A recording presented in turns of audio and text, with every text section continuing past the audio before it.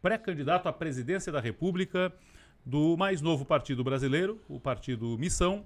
Tenho a satisfação de receber aqui no estúdio da Rádio Cidade em Dia, Renan Santos. Bem-vindo, Renan, bom dia. Bem-vindo, bom dia a todos. Uma honra estar aqui presente para trocar ideia com vocês. E um prazer enorme estar aqui em Criciúma, estou gostando bastante. Tens girado o Brasil, né? Outro dia estavas no Maranhão, por exemplo. Sim, altas aventuras. Quando 8 pneus furados. Quantos? 8. Bom, lá tu viu o Brasil como ele é, né, Renan? Olha, é assim, eu vi o pior lado do Brasil, posso falar com toda tranquilidade. No Maranhão. O modo de vida dos maranhenses ali, os maranhenses entendem, porque assim, eu tô altamente popular falando a verdade pros maranhenses. O modo de vida que eles têm lá é subhumano. Subhumano, aquelas pessoas são tratadas como animais e elas não têm nem termos de comparação. Então, uma pessoa que mora numa cidade inteira do Maranhão, ela não sabe que ela pode viver melhor do que aquilo. Mesmo com os recursos pré-existentes, tá? A questão é, o governo federal envia recursos pro Maranhão, envia recursos pros municípios e nada de útil é feito com aquele recurso. E tampouco incentivo algum para que aquelas pessoas se desenvolvam economicamente. E elas não conseguem comparar. Então a pessoa acha que é natural, por exemplo, você ter esgoto a céu aberto. Não, isso é uma condição natural. Eu fui para uma cidade, Pinheiro, a cidade do Sarney, presidente da República. Do lado do hotel tinha uns urubus na rua. Eu reparei que o urubu não voava, ele só andava, né? Aí um cara da minha equipe foi lá e foi conversar com o pessoal. Falou, não, aquilo lá é o Zé. Aí que Zé? Não, é o urubu tem nome. Porque as pessoas convivem com o urubu normalmente. E, cara, isso é uma cidade que, né, é a cidade de origem de um presidente da República, que já teve inúmeros investimentos estatais, e a cidade fede a esgoto. Então, é triste, é deplorável. O pessoal de Santa Catarina tem que entender assim, o seu dinheiro está indo para o governo federal para sustentar algo que é insustentável e que não tem como ficar de pé. E nessas épocas se fala muito num tal pacto federativo, né, de rever, redistribuir recursos, e nunca nada acontece, né? Se fala nisso a cada 4 anos, mas a realidade não muda. E o Renan levantou há algum tempo uma discussão muito interessante a respeito da autonomia de estados e municípios, que conseguem ou não conseguem se manter. Qual é a sua linha de raciocínio nesse sentido? Quem pode e quem não pode se manter, e quem depende e quem não depende de repasse de Brasília para sobreviver? Olha só. Vou dar um exemplo. Se você pertence a um município pequeno, mais autossustentável, você está pagando as contas e ainda mandando dinheiro para o governo federal. Você é um ente federativo autônomo. Você existe por si só. É o caso, por exemplo, de praticamente todas as cidades no estado de São Paulo, estado de onde eu venho. Para boa parte, ou não só digo um quase, município catarinense não se sustenta. não são, é um Os caso demais dos se municípios de sustentam. Santa Catarina, Paraná também, em grande medida é assim. Agora, não é o caso em grande parte dos municípios no Brasil. E aí, se você, né, eu conheço um ditado lá do interior de São Paulo, quem paga a banda escolhe a música. Ou seja, se você está pagando, você escolhe como as coisas são feitas. Mas no Brasil é o contrário.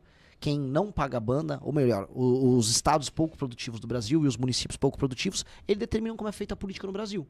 Então a gente é muito mais um Brasil estilo Maranhão do que estilo Santa Catarina. Mesmo Santa Catarina pagando a conta.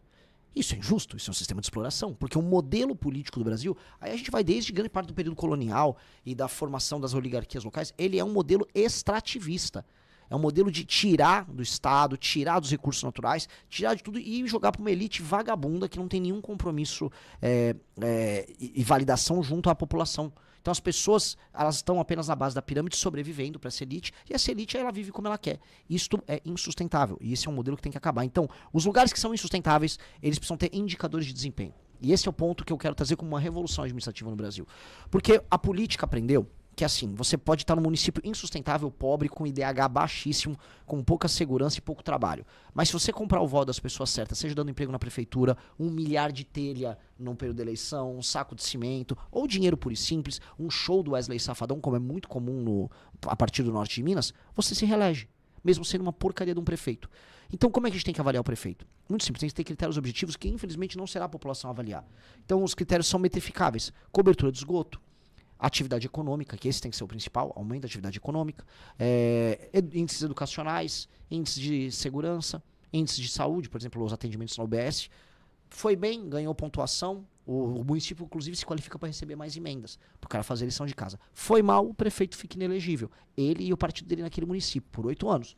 Aí a porca torce o rabo. Porque aí esses prefeitos vagabundos do centrão espalhados por cidade que se comportam como parasita, eles vão ter que pular, eles vão ter que trabalhar muito para atender bem, não só as pessoas, mas respeitar o dinheiro que veio de outros lugares. E aí, aumentando a atividade econômica nesses municípios e estados, você precisa tirar menos o dinheiro de São Paulo, de Santa Catarina, do Paraná. Aí você equilibra a federação. Do jeito que tá, a federação está muito desequilibrada. Não está valendo a pena para ninguém. Mesmo. Já fosse ao Acre, Renan? Ainda vou até julho eu vou pro Acre. Porque outro dia eu li algo a respeito nessa sua métrica de lugares que não se sustentam, e aí eu puxo o Acre como exemplo, e o Maranhão acho que você colocou bem, e tem N outros estados, né? Amapá, Piauí, Roraima, Rondônia, Alagoas, enfim, Alagoas, alguns estados nordestinos também. Do ponto de vista administrativo, municípios e estados que não se mantêm, eles têm que ter o seu status revisto também? Eu acho que sim. De autonomia? Eu acho que sim. Primeiro, incorporar município, por eu exemplo. acho. Não, incorporar município é uma das coisas que são necessárias ser Hoje feitas. são 5.571. É isso, tem que cair para no máximo 2.000 e poucos. Metade. Exato, porque tem muito município pequeno completamente sustentável. E eles não têm nenhuma sustentabilidade econômica. Então por que você tem que ter? Por exemplo, se eu junto 5 municípios, eu poupei no mínimo 45 vereadores, eu poupei no mínimo 4 prefeitos. Aí teria um prefeito com 9 vereadores para pegar uma área que tinha 5 municípios. Você diminui máquina administrativa, você diminui brigas oligárquicas políticas, você facilita o trabalho. E aí entra o que eu acabei de falar, que era colocar os parâmetros administrativos. Certos municípios e estados, se eles não melhoram seus indicadores, mesmo o governo federal mandando dinheiro, aí entra um ponto. Aí você tem que colocar por pelo menos 4 anos um interventor que vai aplicar aquelas políticas. E em alguns lugares vai precisar. Em alguns lugares, pelo que eu vi rodando interiores do Brasil, você tem classes políticas que não têm nenhuma qualificação técnica, que não sabem nada sobre execução de políticas públicas, e a única coisa que eles sabem fazer é executar a emenda. O que é executar a emenda? É pegar um dinheiro que vem do governo federal via um deputado, faz esse dinheiro virar uma obra como empreiteira de um amigo, rouba um pedaço de dinheiro, entrega qualquer coisa, compra o voto da população e segue o jogo.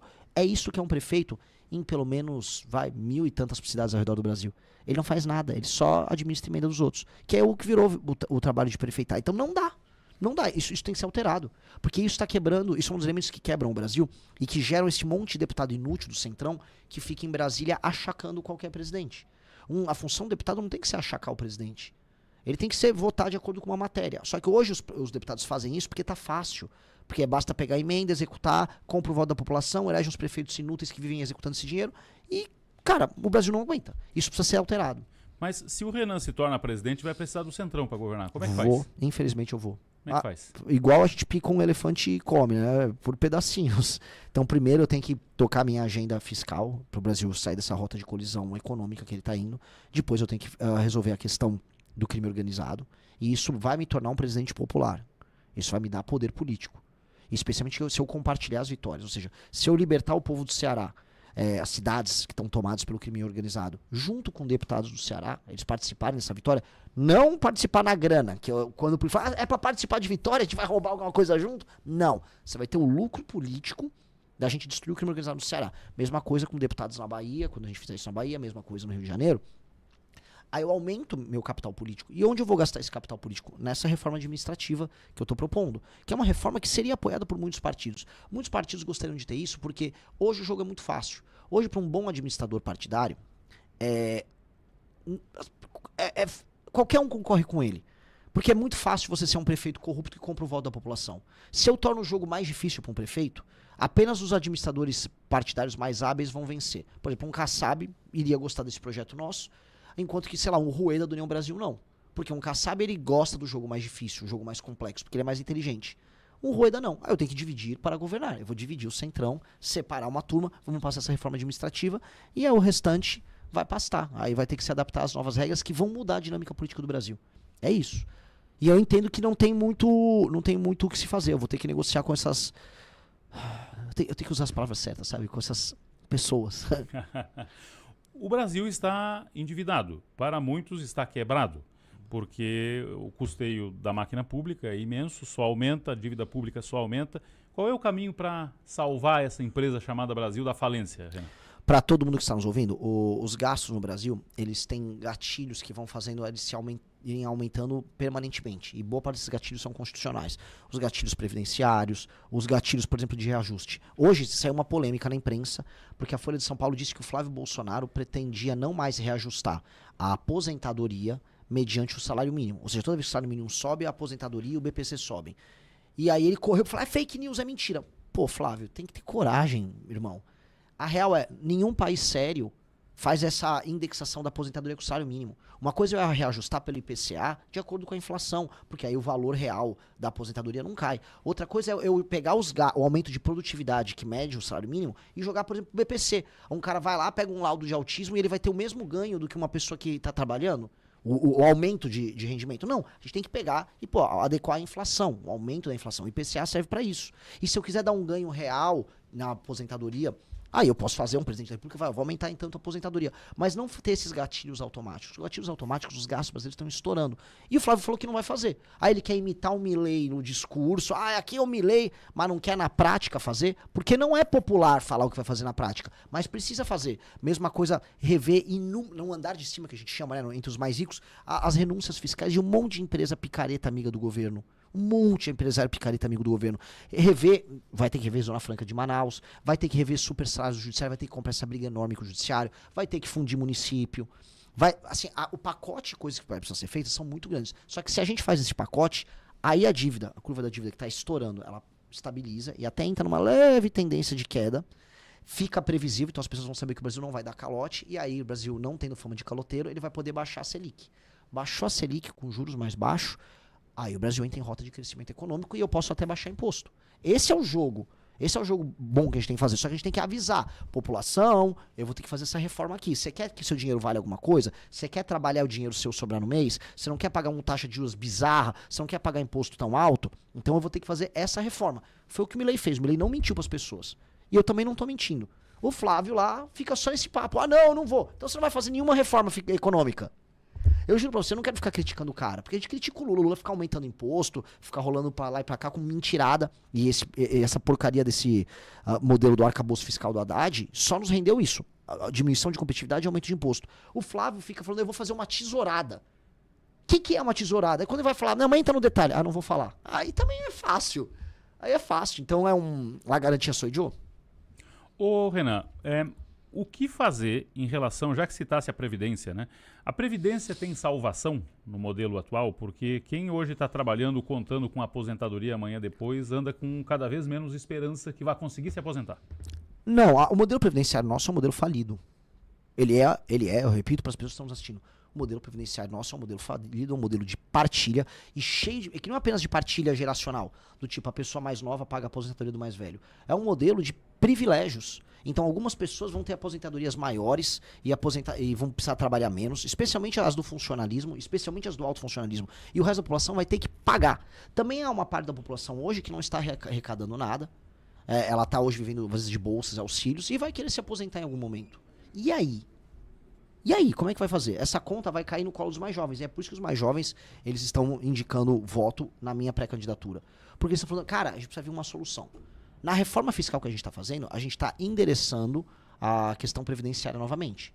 Tem que ter os gatilhos de idade ou seja, vai ter que aumentar a idade um pouco, vai ter que igualar o setor público em quase tudo ao setor privado. Porque ainda tem muito privilégio no setor público nos aposentados, mas muito. Então uma pessoa que trabalha no setor privado, ela paga a conta do Estado e ainda por cima trabalha mais e se aposenta menos, ganha menos. Isso é injusto, a gente vai ter que igualar o setor público ao setor privado. Isso já gera uma equiparação, só que isso é uma reforma paramétrica. Depois nós vamos precisar fazer uma reforma de modelo. Uma reforma que permita, por exemplo, um modelo de capitalização para as pessoas fazerem sua aposentadoria. Só que agora eu vou falar uma coisa aqui, agora tirando o Renan do chapeuzinho pré-candidato e andando o Renan, vamos dizer, um cidadão. Eu sei que os mais jovens, por exemplo, estão fazendo poupança com cripto. Muita gente está fazendo isso ao redor do Brasil e do mundo, porque não acreditam nesse modelo. Tá? Essa descrença no modelo vai precisar ser resolvida com o Estado se remodelando. Porque as pessoas não estão confiando mais que vão se aposentar. Elas vão fazer o pé de meia delas particular e jogo segue. Na China tá assim. Isso descapitaliza o Estado para o futuro. Lógico. Claro. Porque o modelo do Estado é injusto. A pessoa fala, é melhor eu fazer o meu porque o Estado não vai me pagar. Eu só vou ser roubado pelo Estado, eu vou pagar, sei lá, por um juiz ter uma hiperaposentadoria e eu uma merreca. E é injusto mesmo. Tirando esse chapéuzinho, eu preciso resolver o problema como um todo. Eu sinto a raiva que as pessoas estão sentindo. Estou conversando com Renan Santos, pré-candidato do Partido Missão à presidência da República aqui na Rádio Cidade em Dia. Ô Renan, judiciário, já que falasse no judiciário na questão dos privilégios, gastos, numa visão global, o judiciário nessa esfera administrativa, mas também o judiciário execução, atividade, Supremo, tem que ser reformado, sua visão do Supremo na atualidade? Supremo, eu já falei qual seria o meu pacote de reformas para o STF. Primeira coisa é que o STF tem que ser apenas uma corte constitucional e não tratar de nenhum tema que seja uma Constituição. Ou seja, ele não pode ser a última instância, um último tribunal. Né? Então ele tem que ser separado do sistema judiciário, ele só pode julgar a matéria constitucional. O Supremo brasileiro recebe 50 mil ações todos os anos. Isso desculpa, 8 mil ações todos os anos. É um número absurdo. Isso tem que cair, igual nos Estados Unidos, para 50. Os Estados Unidos tem 50 na Suprema Corte, a gente tem 8 mil. Então isso tem que diminuir muito. E isso como? Só matéria constitucional. 2, o tribunal político, que hoje é o STF, por conta de ser uma espécie de foro privilegiado, ele tem que acabar, porque isso faz com que o STF tenha poder de mando sobre os senadores e deputados, que eles têm medo, né? Eles têm medo de pedir o impeachment de um ministro do STF, porque eles têm ações contra os caras. Tem que ter uma corte específica, um tribunal político, feito por desembargadores de carreira, que são sorteados e que ficam no máximo 2 anos, julgando os políticos. Julgando... Que não é, por exemplo, se você é um cara, vamos supor, daqui de Santa Catarina, e eventualmente tem medo de um julgamento político oriundo de um adversário, que é um juiz aqui, porque a ideia do foro privilegiado era essa. Tudo bem, você vai ser julgado por um juiz, um desembargador de Minas Gerais, que não tem nenhuma relação com isso, e que nesse tribunal político vai julgar os políticos ali, e ele fica só 2 anos. Ele está servindo o Brasil por 2 anos nesse tribunal político. Acabar com decisão monocrática, acabar com o prazo indeterminado que nós temos hoje para pedidos de vista, que nós temos no STF, ter esse filtro de entrada, como eu citei, proibição de escritórios de advocacia ligados a parentes de ministros. Com isso, o STF não apenas ele perde essa hiperforça que ele tem, ele fica desinteressante para malandro. O malandro não vai ter o que fazer no STF, não vai ter como fazer negócio, não vai ter como mandar em político. Por que ele vai fazer? Vai ficar lá discutindo questúnculas constitucionais, que é o que qualquer STF faz, que ninguém liga. Ninguém nem, o STF está discutindo a constitucionalidade da questão do sexo dos anjos. Tá bom, vai lá, fica lá discutindo, ninguém liga. Agora, eles definem tudo hoje no Brasil, qualquer matéria, qualquer reforma que você passa vai terminar no STF. Já a gente vai ver, vão judicializar no STF todo o impacto positivo que a gente pode ter do licenciamento ambiental. Então, é um saco, eles têm que perder todo esse poder, porque com muito poder e muita capacidade de decisão, eles fazem tudo, inclusive negócios. Tem algum ministro na atualidade, na sua observação, passível de impeachment? O Alexandre de Moraes tem que sofrer impeachment. Na verdade, eu acho que tanto o Alexandre de Moraes quanto o Dias Toffoli eles precisam ser presos. Não há como eles fingirem normalidade nesse caso envolvendo o Banco Master. Não há. Assim, já foi pego. O Alexandre de Moraes, só pra falar aquele contrato que a mulher dele tinha junto com a turma do Master. Primeiro ele negou. Depois, quando o contrato foi pego, mas não estava assinado, tá? Aí depois ele reconheceu, porque viu que não dava pra sustentar mentira. Não, realmente tem um contrato, tal, mas ela entregou os serviços. Ela que tentou fazer um laudo pra demonstrar que entregou os serviços pra um contrato de 130 milhões. Não, mas não recebeu, ninguém provou que recebeu. Aí saíram os dados financeiros, já 80 milhões foram recebidos. Não, mas o Alexandre não tinha nada a ver com isso. Aí o Alexandre viajou pra casa dele na praia em Trancoso. Aí depois pegaram uma suposta, tem que ser cuidadoso, uma suposta reunião do Alexandre de Moraes com o presidente do BRB e a turma do Vorcar. Ou seja, tudo que ele fala é mentira. Tudo é provado, aconteceu. Ele se reuniu, ele esteve até na casa da praia do cara, a mulher recebeu o contrato e vai falar que ele não estava trabalhando a favor dos caras. Pelo amor de Deus, a gente não nasceu ontem. Né? E em condições normais de temperatura e pressão, ele tinha que pedir para sair. Mas ninguém pede pra sair ali, muito pelo contrário, eles dobram a aposta. O Gilmar Mendes foi pra cima do Alessandro Vieira. Ontem, ou anteontem, o Zema fez um vídeo lá, um vídeo bobinho, tinha nada de mais vídeo. Aí não, vai colocar no inquérito da fake news. Eles estão malucos. É um negócio doentio, esses caras estão doentes. E a sociedade precisa reagir. O problema é que a sociedade não quer reagir. Os brasileiros estão com um torpor tão grande, estão com um cansaço tão grande, que você convoca a manifestação, as pessoas não querem, as pessoas não estão acreditando em mais nada. As pessoas elas não estão nem ligando. Isso é preocupante. E sobre, ainda olhando a ótica do judiciário na atualidade e ações recentes polêmicas, a prisão do Jair Bolsonaro, na sua opinião? O Jair Bolsonaro, ele, a meu ver, não só a meu ver, as provas nos levam a isso. Ele tentou, de fato, uma desconstituição da ordem. Ele convocou os ministros, os generais, os chefes das Forças Armadas para uma tentativa de ruptura, que foi elevar a minuta do golpe, foram as reuniões que ele fez com o Frederico Gomes.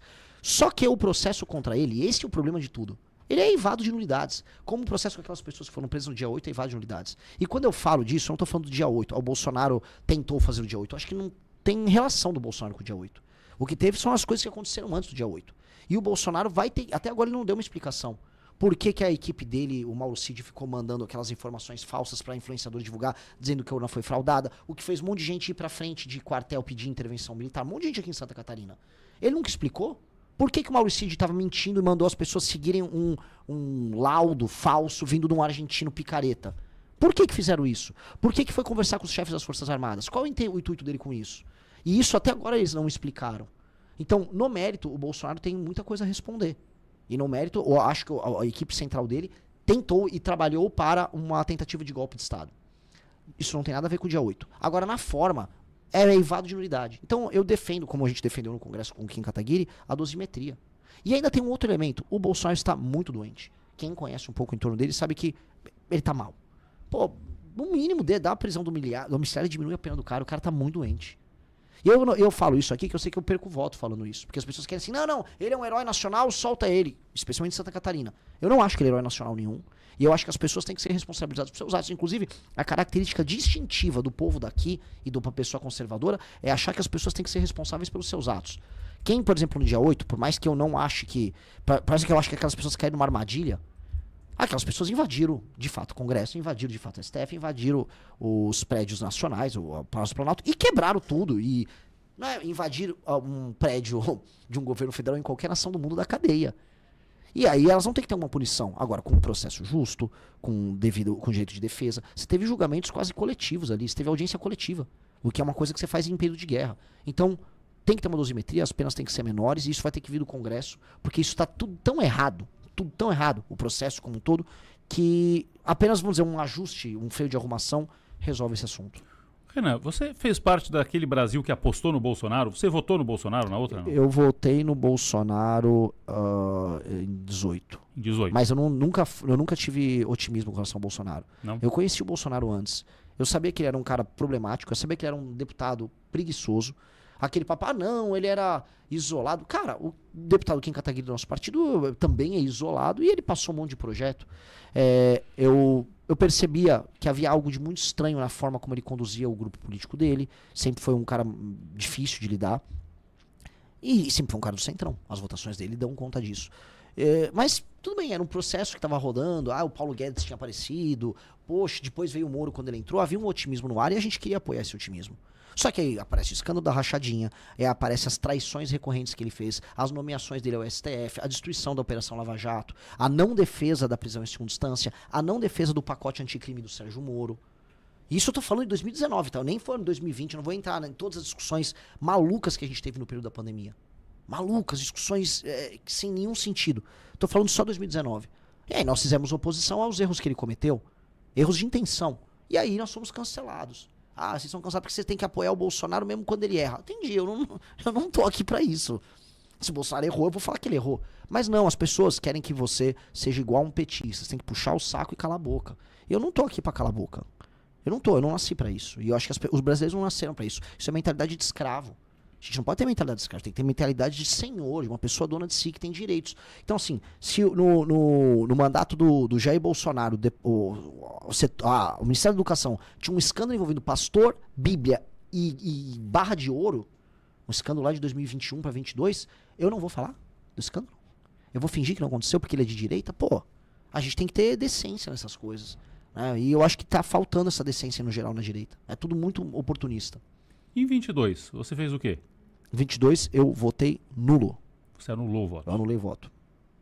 E o Lula? Vamos falar um pouco do Lula. Falamos bastante do Bolsonaro, do Flávio e do Jair. E o Lula? Qual é o teu conceito do Lula? O Lula é o maior... É o maior destruidor de sonhos da história do Brasil. O Lula pegou o Brasil com umas reformas que tinham sido feitas no governo Fernando Henrique. E o Brasil tinha chance de crescer demais, ia pegar o boom das commodities. Ele poderia, fazendo uma reforma previdenciária, flexibilizando a área trabalhista no Brasil, cuidando direitinho das contas públicas. O Brasil estouraria nos anos 2000 e 2010. O Brasil era para estar tendo crescimentos não nível chinês, porque a China tem uma excepcionalidade ali, mas assim, mais de 5% todo ano, que era a expectativa do mundo sobre o Brasil.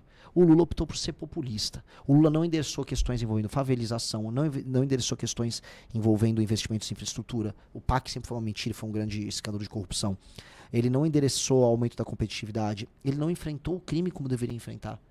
E aí ele só empurrou com a barriga e ficou vivendo dos louros do Bolsa Família, do aumento da bancarização, do ganho de crédito que as pessoas tiveram. Ou seja, o Lula é a maior oportunidade perdida da história do Brasil. E ele destruiu minha geração.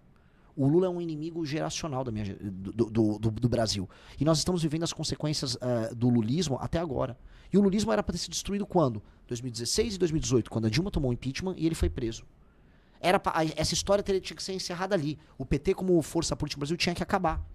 E o Brasil venceu o PT. Eu estava nas ruas em 16, eu derrubei, participei do impeachment da Dilma, eu convoquei as manifestações, eu estive no comitê do impeachment no Congresso Nacional. Quando houve a convocação de manifestações por da nossa parte de outros movimentos que vêm pra rua para apoiar a prisão do Lula, nós estávamos lá na rua.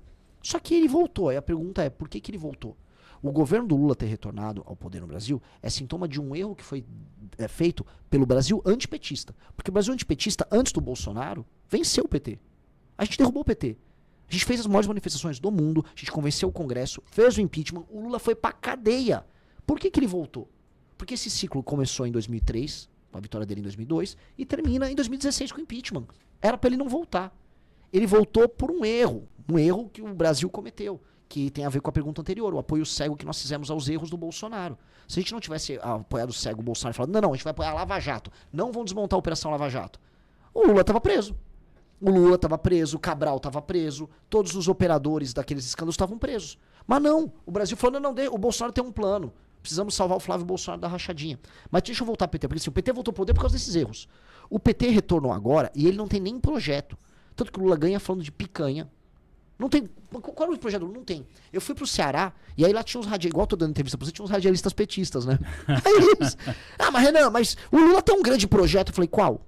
Por favor, o senhor é um homem da imprensa. Não, ele tem um projeto aí, qual? Fala uma proposta do Lula pra 2026. Tem o pé de meia, né? Pé de meia. O projeto do presidente de uma das 10 mais importantes nações do mundo hoje é dar uma graninha pra um aluno que apenas vai pra escola. E aí ele gasta no tigrinho. Ele gasta com bet aquele dinheiro. É isso? É isso o projeto? Eles não sabem porque não tem. O Lula não tem. O Lula nem sabe explicar por que ele é candidato.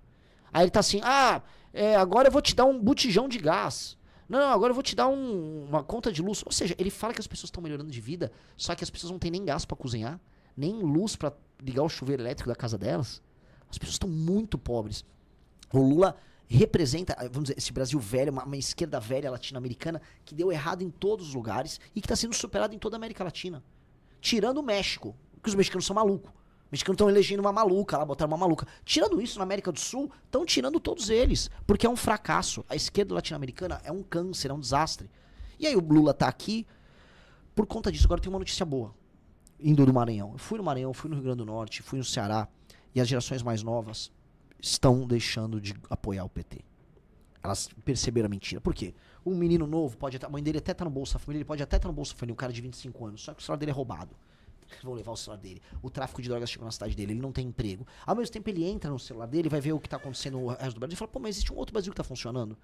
Antigamente ele não via. Ele tá vendo o contraste.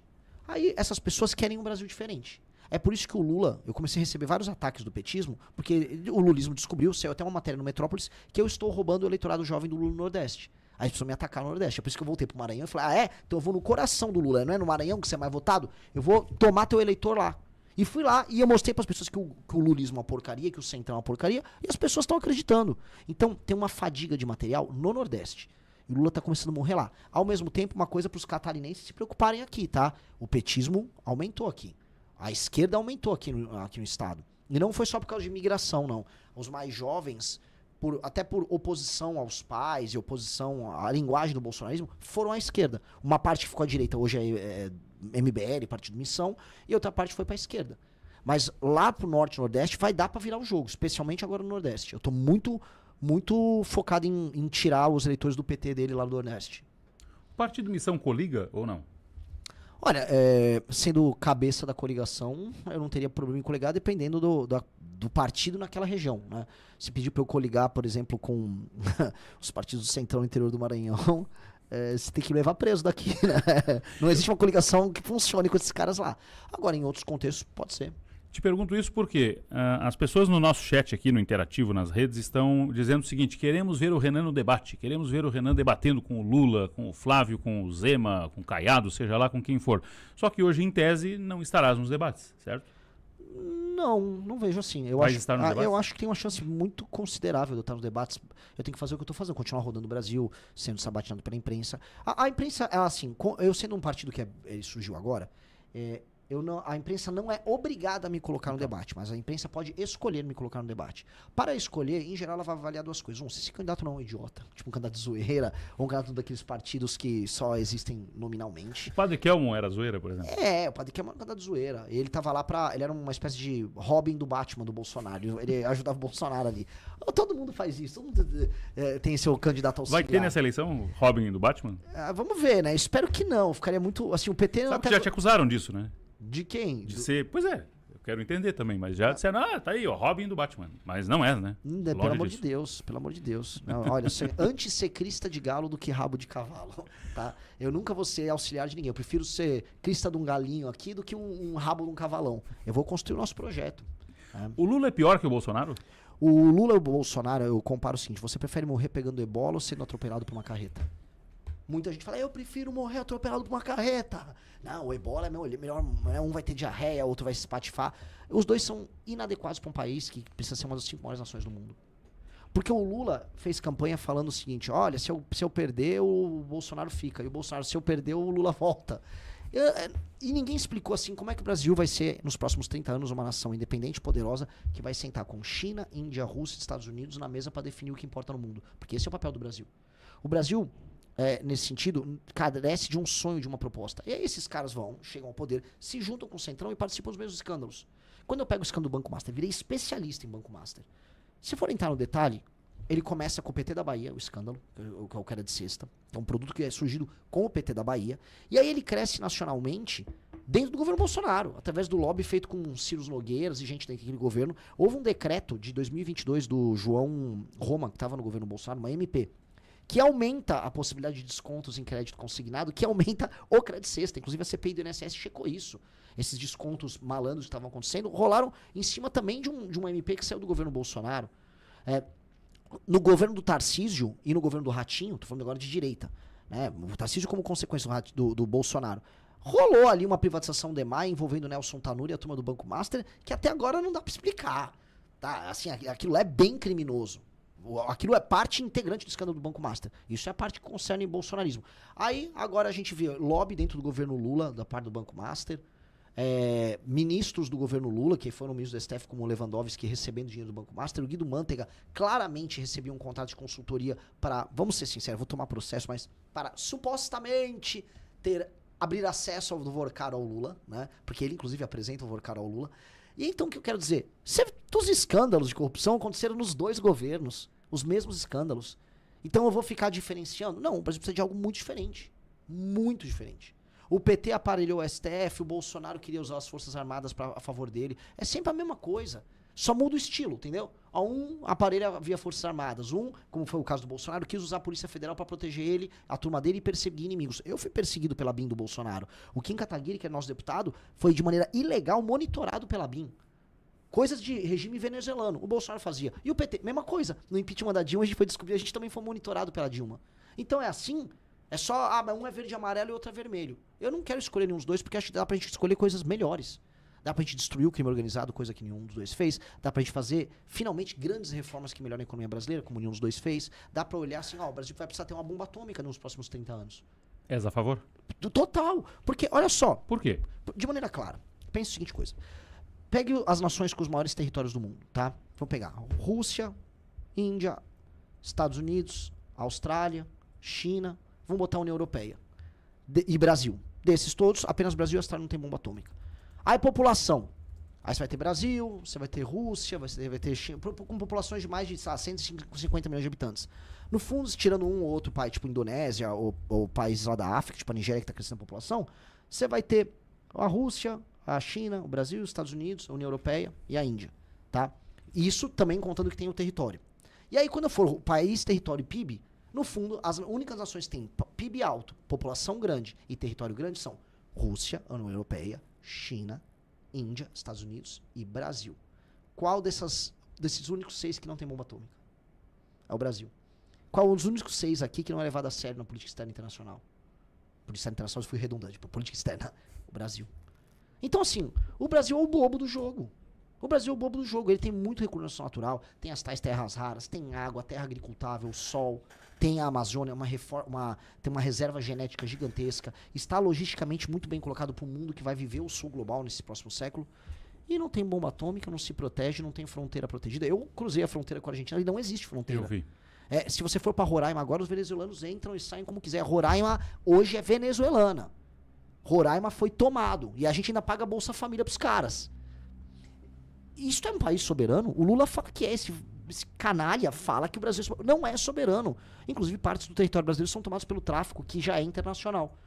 Se os Estados Unidos quiser depor um presidente da República Brasileira, ele faz isso em uma noite. Igual fizeram na Venezuela. Em uma noite? Uma noite. Uma noite. As forças especiais americanas derrubam o Brasil uma noite. E quem tá, assim, eu queria até perguntar se os demais candidatos a presidente da República, pré-candidatos, conhecem a Palantir, conhecem os novos sistemas de defesa e tecnologia de guerra americanos. Os caras agora estão dando um salto e a gente tá aqui perdidinho. Se a gente não se adaptar a esse novo mundo que tá vindo aí, eu vou falar, o Brasil acaba. O que vai acontecer? Num conflito cada vez mais quente entre Estados Unidos e China, o Brasil pode ser alvo de uma partilha. Igual já aconteceu na história da humanidade muitas vezes. Isso aqui fica zona de influência chinesa, isso aqui fica zona de influência americana. A gente pode ver esse tipo de coisa acontecer. A Venezuela foi isso. Estava como zona de influência chinesa até ontem. Agora os Estados Unidos invadiram lá. Os Estados Unidos querem que a Groenlândia seja deles. Os Estados Unidos estão olhando para a América Latina agora como uma reserva estratégica. Qual é o nosso papel nisso? Ser vassalo? A gente vai precisar se armar. Eu tô avisando isso e assim...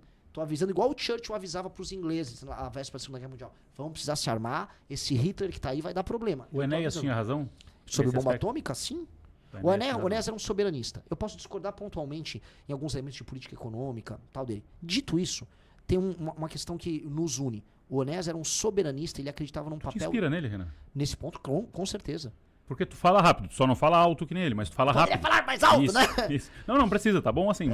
Mas eu digo que pela exposição do conteúdo vista aqui, a forma como você expõe, me parece que tu tens uma certa inspiração no legado dele, ou não? Olha, eu fiz meu pai votar no Enéas em 94. Né? Eu enchi tu não o saco votava do meu pai. ainda, né? Não votava, eu tinha 10 anos. Mas eu enchi o saco do meu pai e da minha mãe pra votarem nele. Meu primeiro voto pra deputado federal em 2002 foi no Enéas. Não acho que ele foi um parlamentar bom, tá? No parlamento ele não. Ele não mandou bem. Dito isso, ele tinha essa noção que eu tenho, que eu vou, até pra não parecer um cara negativo com todo mundo, que eu vejo o Aldo Rebelo também tem. Eu li o livro do Aldo Rebelo, ele é pré-candidato à presidência. Uma noção otimista sobre o passado e o futuro do Brasil. E o Enéas tinha isso. A gente saiu, tipo, o Brasil é a maior experiência tropical do mundo. Né? Todo mundo fica, não, eu queria ser colonizado por holandeses. Sei, papo de boiola, papinho furado. Foram os Portuga que conseguiram construir esse negócio, que é uma nação de dimensões imperiais, em área tropical, possível, funcional. E é a maior experiência tropical do mundo, que tem que ser a maior nação tropical do mundo. A única nação do tal do sul global a criar uma cultura própria, com fusão de matrizes europeias, africanas, com os povos nativos. Pô, a gente tem que ser muito otimista sobre isso. Se a gente resolve nossos problemas econômicos, administrativos e se arma e se protege, o Brasil será uma das 5 maiores nações do mundo. E aí eu jogo esse desafio para todo mundo que fala que o Brasil não é de nada. Veja, estamos no ápice da civilização humana, no ápice do gênio humano. O mundo indo para Marte, indo para a Lua. Imagine um cenário em que nos próximos 30 anos, no ápice da história humana, um povo nosso que a gente vive se zoando, nós somos uma porcaria, ser uma das 5 maiores nações do mundo. Nós temos tudo para ser. No ápice da humanidade, nós, os brasileiros, podemos ser uma das 5 grandes nações. Eu quero entregar isso. E nós podemos. É o nosso destino. E ainda jogo um desafio. Se não nos tornarmos isso, nós vamos nos dividir, vamos ser uma porcaria. Vamos ser mais uma republiqueta. Santa Catarina vai dividir aqui com o Sul, vira zona de influência de alguém. São Paulo vai acabar saindo. O Nordeste vira outra coisa. E por que eu digo isso? Porque, na prática, a federação como está hoje não vale a pena. Não vale a pena nem pro maranhense, nem pro catarinense. Renan, pena de morte e prisão perpétua. O que pensas a respeito? Eu sou, em termos valorativos, favorável. Eu acho aos dois. Eu acho que certas pessoas não têm recuperação. Certos crimes não têm recuperação. Renan, mas você é cristão. Assim, aí, cara, eu vou ter meu julgamento final. Aí, se eu tiver errado, aí eu que vou pagar. Agora, aqui, nesse mundo terreno, tem pessoas que merecem uma punição capital. Aquele homem que estuprou... Posso falar essa palavra aqui? Pode. Que violentou, né, uma freira de 82 anos. Horrível aquilo. O que levou aquele homem a fazer isso? Foi apenas desejo sexual? Não foi. Existe recuperação para um ser humano desse? Óbvio que não. Ele torturou aquela mulher. Ele matou ela com pauladas, com um caibro. Esse cara ele tinha que ser, né, do ponto de vista orgânico, ele tinha que ser decomposto. Né? Não tem o que fazer. Agora, isso infelizmente, é cláusula pétrea. Então, o que eu faria já com a legislação que nós temos, sem alterar totalmente a Constituição, fazer uma Constituição nova, é aumentar muito as penas. Mas muito, muito. Fazer com que esse cara nunca mais saia da cadeia. E isso dá pra fazer. Renan, presidente, acaba com todos esses programas sociais, Bolsa Família e os outros mais ou não? Não, eu reformo. Eu tenho que reformar. Eu reformo porque é o seguinte, você tem lugares no Brasil que não existe atividade econômica. E aí eu coloco aqui, assim, vou pedir um pouco de e é difícil eu pedir essa generosidade pro povo de Santa Catarina que tá pagando a conta. Vocês estão pagando muita conta e vocês são altamente produtivos quando comparados com o resto do Brasil. Agora, quando eu rodeio o interior do Maranhão, tem cidades inteiras que não tem nenhuma atividade econômica. E não é que o cara não quer. Eu entrevistei uma família. Eles falaram assim, não, a gente tem uma agriculturazinha aqui. Eu poderia produzir mais, mas não tem uma estrada. Eu não consigo levar pra fora o que eu produzo. Eu tô falando um homem muito simples. Aí o que é obrigado? Aí a filha dele é obrigada a trabalhar na prefeitura pra comprar o voto da família toda. Então, não é que o cara não quer ralar.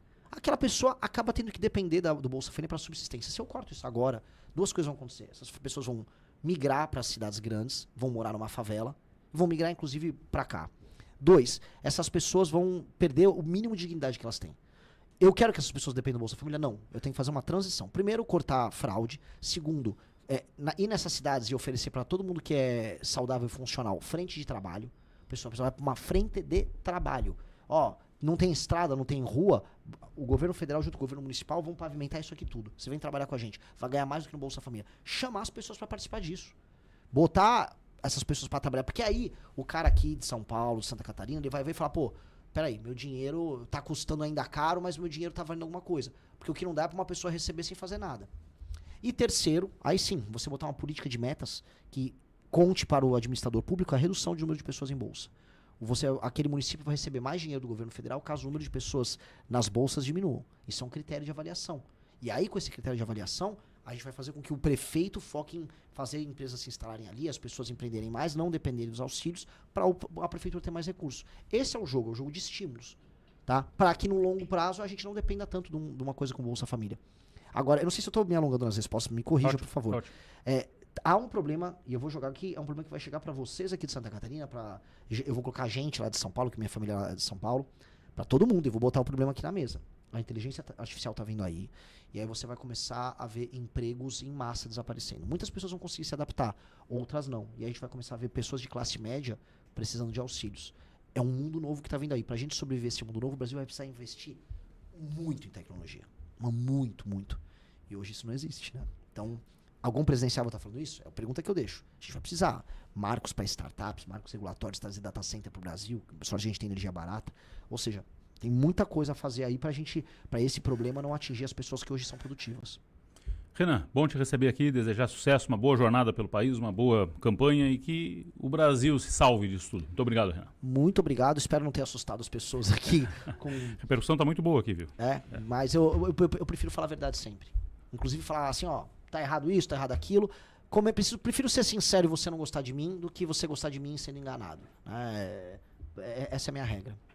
Um abraço. Obrigado, um abraço. Gostou do vídeo?